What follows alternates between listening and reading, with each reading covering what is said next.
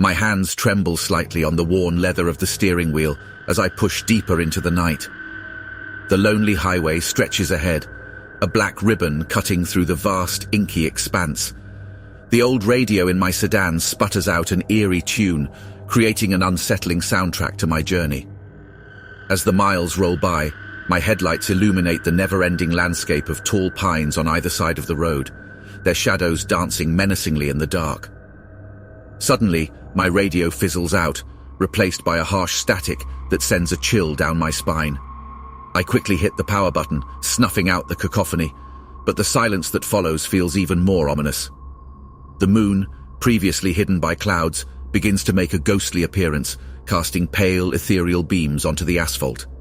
Then, I see it. A figure appears on the edge of the headlight's reach. At first, I assume it's a deer, caught frozen in the looming glow of my approaching car. But as I get closer, the figure takes shape. It's a woman. Clad in a flowing white dress, she stands barefoot, her gaze locked onto mine. My heart rate quickens. I slow down, stopping the car a few feet away from her. She remains motionless, her eyes now strangely devoid of light. I reach for my phone, intending to call for help, but find no signal. My heart drops. We're both trapped in this no-man's land. Suddenly, she points behind me. I look into the rearview mirror and freeze. There's another figure, standing at the edge of the road, much closer. But it's not human. Its shape is distorted, an aberration in the dim moonlight. A shrill scream pulls me back, coming from the woman. I whip my head around. She's gone, vanished. My heart pounds like a drum in my chest, each beat echoing the growing fear within me.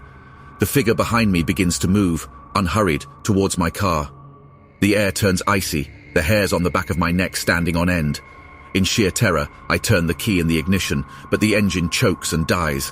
I try again, my hands shaking, but the response is the same. It's closer now, a black, shapeless mass, its form constantly shifting like smoke. Its eyes, two glowing embers, fixate on me. I'm paralyzed, trapped within my metallic cage. In a desperate attempt, I honk the car horn, the sound piercing the night. The figure halts, seemingly startled. I do it again, and this time it retreats a few steps.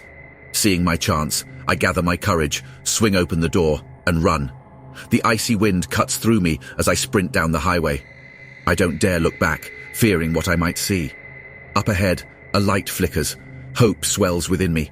I push myself harder, lungs burning, legs aching.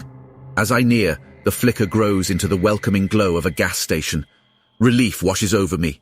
I burst into the store, panting and shaking. The attendant looks up, startled. "There's something out there!" I gasp out, pointing towards the road.